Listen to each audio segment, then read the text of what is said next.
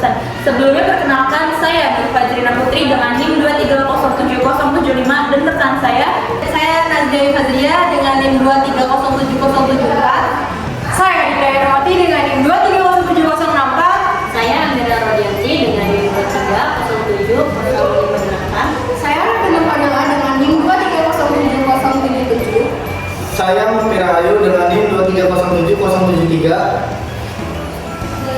Pertama-tama materi akan dijelaskan oleh saya. Pengertian sistem pendukung keputusan.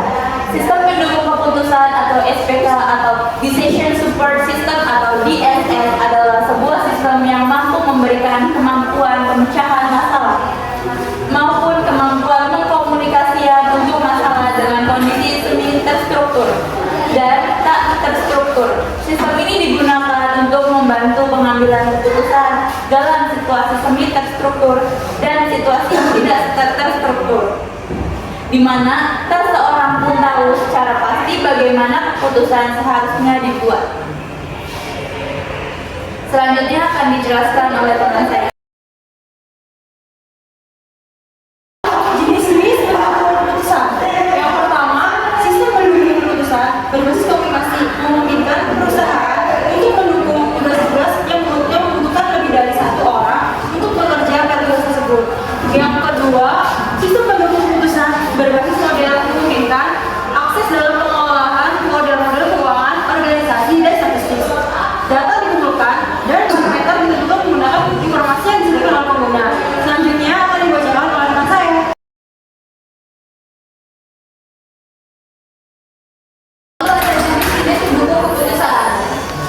Ada sistem pendukung keputusan berbasis pengetahuan menyediakan solusi faktual dan khusus untuk situasi menggunakan fakta-fakta, prosedur, aturan, atau struktur pengambilan keputusan interaktif seperti bagian alur.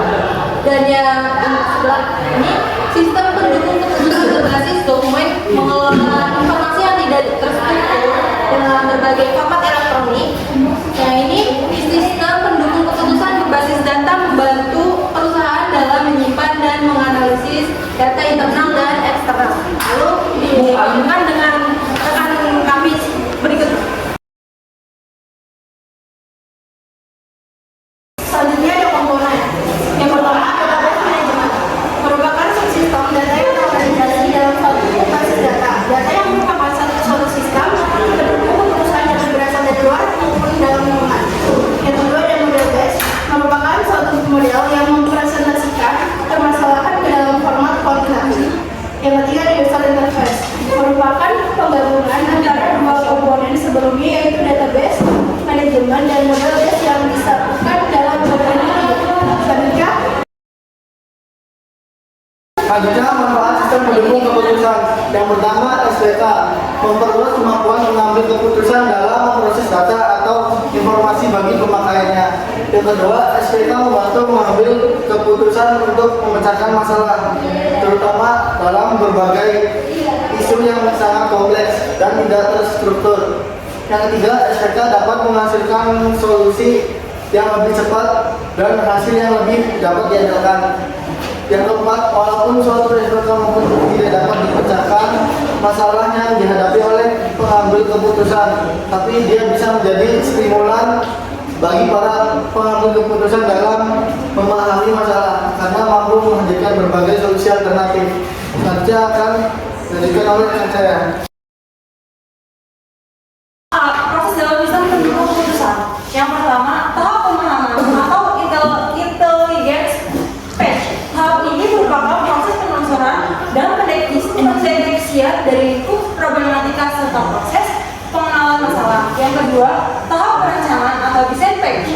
Tahap ini merupakan proses pengembangan dan pencarian alternatif tindakan atau solusi yang dapat diambil. Yang ketiga, tahap pemilihan atau choice phase. Tahap ini dilakukan pemilihan terhadap berbagai alternatif solusi yang diusulkan pada tahap perencanaan atau dengan memperhatikan kriteria berdasarkan tujuan yang akan dicapai. Yang terakhir, tahap implementasi. Implementation phase. Tahap ini dilakukan penerapan terhadap perancangan sistem yang telah dibuat tahap perancangan serta pelaksanaan alternatif tindakan yang dipilih pada tahap pemilihan. Selanjutnya akan dibaca oleh rekan saya. Selanjutnya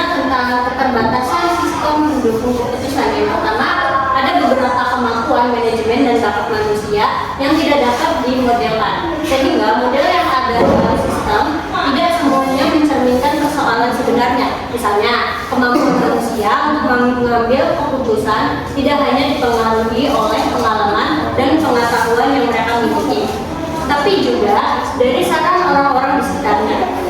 Lalu yang kedua, kemampuan suatu SPK terbatas pada perbendaharaan pengetahuan yang dimilikinya. Pengetahuan dasar serta modal dasar.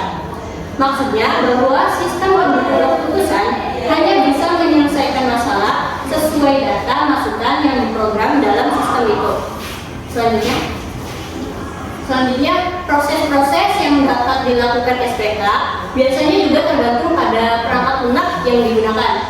Lalu, selanjutnya SPK tidak memiliki kemampuan intuisi seperti yang dimiliki oleh manusia. Sistem ini dirancang hanya untuk membantu pada saat pengambilan keputusan dalam melaksanakan tugasnya, sehingga ada permasalahan yang tidak bisa dikerjakan oleh sistem pendukung keputusan dan harus dikerjakan manusia.